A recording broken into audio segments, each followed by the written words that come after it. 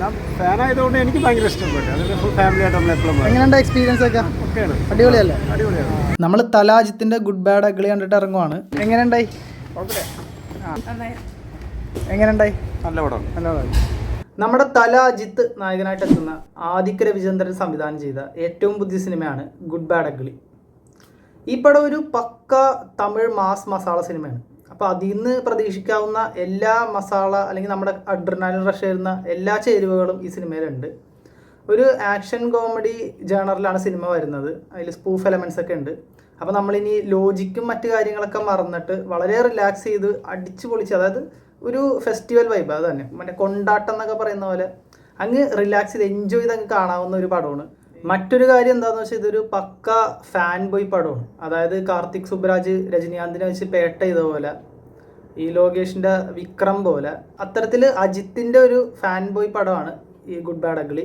അതായത് അജിത്തിൻ്റെ ആദ്യകാലം മുതലുള്ള എല്ലാ സിനിമകളുടെ റെഫറൻസ് ഇതിലുണ്ട്. മങ്കാത്തയുണ്ട്, ബില്ലുണ്ട്. ഓരോ ഫ്രെയിമിലും അല്ലെങ്കിൽ ഓരോ ഷോട്ടിലും വരെ അത് ഒരു ഐക്കോണിക് ആയുള്ള അല്ലെങ്കിൽ അജിത്തിൻ്റെ നേരത്തെ ഉള്ള ഏതെങ്കിലും സിനിമയുടെ റെഫറൻസ് ആയിരിക്കും.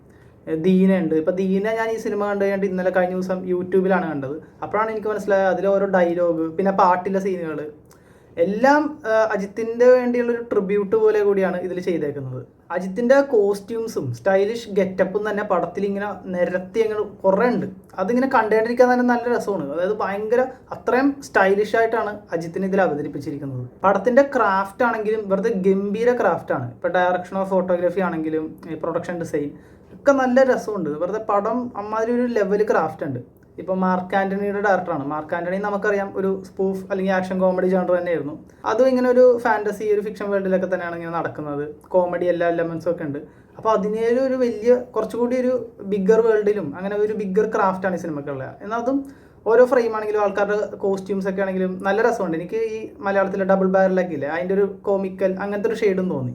ഇപ്പോൾ സിനിമ ആണെങ്കിൽ ഒരു ഭയങ്കര ഒരു ഇൻറ്റൻസ് പടമാണ്. ഭയങ്കര സ്പീഡിലാണ് പോകുന്നത്. ഒട്ടും ലാഗൊന്നുമല്ല, ലാഗും അല്ല. അതായത് നമ്മൾ കഥ ഇങ്ങനെ സിനിമ ശ്രദ്ധിച്ചിരുന്നാലും നമ്മുടെ അറ്റൻഷൻ അത്രയും സീക്ക് ചെയ്യുന്നുണ്ട്. അത്രയും സ്പീഡിലാണ് സിനിമ പോകുന്നത്. കട്ടുകളും ഇതൊക്കെ ആണെങ്കിലും ഭയങ്കര പടപടപടപടാന്ന് ഒക്കെ നമ്മളിങ്ങനെ പിടിച്ചിരുത്തി അങ്ങനെ ത്രില്ലിംഗ് ആയിട്ട് പടം ഇങ്ങനെ കൊണ്ടുപോകും. എനിക്ക് തോന്നുന്നത് ഇപ്പോൾ തിയേറ്റർ എക്സ്പീരിയൻസിൻ്റെ കാര്യം എടുത്താലും അജിത്തിൻ്റെ ഒരു പടം വേതാളമാണ് ഞാൻ തിയേറ്ററിൽ ആദ്യമായിട്ട് കാണുന്നത്. അത് കൊച്ചി കോക്കേഴ്സിൽ 20 രൂപയായിരുന്നു ടിക്കറ്റിന്. അപ്പം അന്നത്തെ ഒരു FDFSൻ്റെ ഒരു അനുഭവം ഇപ്പോഴും ഓർമ്മയുണ്ട്. ആൾക്കാർ മറ്റേ ആളുമാടോളുമൊക്കെ വന്നപ്പോൾ കിടന്ന് ഇറങ്ങിയത് തുള്ളണമായിരുന്നു. അതും അമ്മാതിരി സൗണ്ടൊക്കെ ആണെങ്കിലും അതിലെ BGM ഒക്കെ ആണെങ്കിലും അതേപോലെ അത്രയും ഇതായിരുന്നു. ഈ പടവും ആ ഒരു റേഞ്ച്, അതേപോലെ മ്യൂസിക്കൊക്കെ ആണെങ്കിലും GVP ആണ്.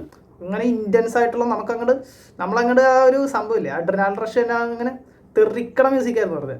അതിലും ഈ ആളുമാടോലുമ അല്ലെങ്കിൽ അജിത്തിൻ്റെ തന്നെ പാട്ടുകൾ, ഇതേപോലുള്ള എല്ലാ സംഭവങ്ങളും നല്ല മറ്റേ ഫുഡ് നല്ല അടിപൊളിയായിട്ട് മസാലയൊക്കെ ഇട്ട് നമുക്കൊരു നല്ലൊരു വിഭവം വെച്ച് തരുന്ന പോലെയാണ് ഈ സിനിമ വന്നിരിക്കുന്നത്. ഇനി ഇതിലെ കാസ്റ്റ് എടുത്ത മെയിൻ കാസ്റ്റ് അജിത്താണെങ്കിലും പിന്നെ തൃഷയുണ്ട്. തൃഷക്കൊക്കെ ഒരു പേരിനുള്ള ഒരു റോളെന്നേ ഉള്ളൂ, പേരിനൊരു അമ്മ വേഷം. പിന്നെ ഈ ഇതിൽ ചൈൽഡ് ആർട്ടിസ്റ്റ് എമ്പുരാനിലുള്ള കാർത്തിക് ദേവ എന്ന് പറഞ്ഞ പുള്ളിയാണ്. പുള്ളിയും കുഴപ്പമില്ലാണ്ട് ഇതുണ്ട്. പിന്നെ വില്ലനാണ് ഇത്. മറ്റേ ഇപ്പം നമുക്കറിയാം മാർക്ക് ആൻ്റണിയിൽ SJ സൂര്യനെ വെച്ച പോലെ, അതായത് ഭയങ്കര ഒരു സ്ട്രോങ്ങർ, ഒരു ശക്തനായിട്ടുള്ള വില്ലൻ ഉണ്ടെങ്കിലല്ലേ നമുക്കൊരു രസമുള്ളൂ ഈ ഫൈറ്റിന്, ഹീറോ വില്ലൻ കോംബോക്ക്. അപ്പോൾ അതേപോലെ ഇതിൽ അർജുൻ ദാസ് ആണ് ഇതിൽ വില്ലൻ.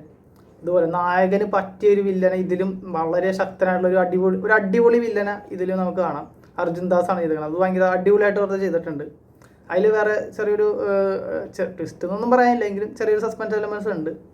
അതും വെറുതെ അടിപൊളിയായിട്ട് പുള്ളീനെ പ്ലേസ് ചെയ്തിട്ടുണ്ട്. പിന്നെ പുള്ളിയുടെ വോയിസ് തന്നെ നമുക്കറിയാമല്ലോ, ഭയങ്കര ഡെപ്തുള്ള ആ വോയിസും അതൊക്കെ ഇതിലും സിനിമയിലും അതിൻ്റെ ഡയലോഗ് വഴി അതൊക്കെ പറയുന്നുണ്ട്.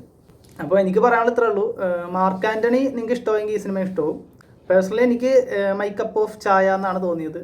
ഇതൊരു സെലിബ്രേഷൻ വൈബ് സിനിമയാണെന്ന് ഞാൻ പറഞ്ഞല്ലോ. ഇപ്പം ഞങ്ങളുടെ അടുത്ത് ഒരു ഫാമിലി ഓഡിയൻസ് ഉണ്ടായി. അവരും ത്രൂ ഔട്ട് വളരെ ആസ്വദിച്ച് എൻജോയ് ചെയ്ത് ഇങ്ങനെ പാട്ടൊക്കെ വന്നപ്പോൾ തുള്ളി ഒക്കെയാണ് സിനിമ കണ്ടത്. എങ്കിലും എല്ലാത്തരം ഫാമിലി ഓഡിയൻസിന് ഈ സിനിമ ഇഷ്ടമാകുമെന്ന് എനിക്ക് ഡൗട്ടുണ്ട്. അതായത് ഇപ്പോൾ ചില റിസർവ്ഡ് ആയിട്ടുള്ള ഓഡിയൻസ് ഇല്ലേ, ഈ ജേണർ അറിയാതെ സിനിമ കാണുന്ന ആൾക്കാരൊക്കെ. ഇപ്പോൾ പേഴ്സണലി എനിക്കറിയാവുന്ന ഒരു ഫാമിലി ഉണ്ട്. അവർക്ക് ജയിലർ, ആവേശം പോലത്തെ സിനിമകളൊന്നും കണ്ടിട്ട് ഇഷ്ടമില്ല. അവരെൻ്റെ അടുത്ത് ചോദിച്ചത് ഇതെന്ത് പടമാണ്, മൊത്തം വെട്ടും കുത്താണല്ലോ, അങ്ങനെ. അതായത് ജേണർ അറിയാതെ കാണുന്ന ആൾക്കാരും അങ്ങനെയുള്ള ചില ഇത്തിരി റിസർവ്ഡ് ആയിട്ടുള്ള ഓഡിയൻസിനൊക്കെ ഈ സിനിമ ഇഷ്ടമാകുമോ എന്ന് എനിക്ക് ഡൗട്ടുണ്ട്. ഏതായാലും എനിക്ക് വളരെ ഇഷ്ടമായി. അപ്പോൾ ഏതായാലും നിങ്ങൾ ഈ സിനിമ കണ്ടിട്ട് നിങ്ങളുടെ അഭിപ്രായങ്ങൾ രേഖപ്പെടുത്തുക. മറ്റൊരു വീഡിയോ ആയിട്ട് നമുക്ക് വീണ്ടും കാണാം. Thanks for watching. ഞങ്ങളിവിടെ ന്യൂസ് സെന്ററിലാണ് കണ്ടത് തൃപ്പൂണിത്തുറ. മറ്റേ പിന്നെ മറ്റേ പുലിയുടെ സാധനം വന്ന് സർപ്രൈസ് ആയതല്ലേ, പുലി